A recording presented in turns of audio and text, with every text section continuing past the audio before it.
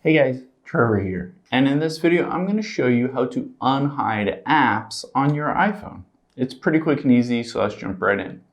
Now, I'm going to walk you through the steps with, say, Instagram here. I'm going to tap and hold on that Instagram app, and then hit the remove app, and then remove from home screen.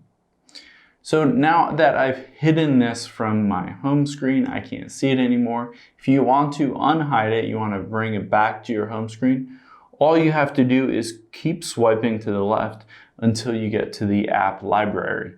So once you're on the app library, you can either search for it or you can swipe down and it turns into a list of all the apps on your iPhone. So even if you've hidden an app, it'll still show up on this app library if it's installed on your iPhone. So let's go down and find Instagram here.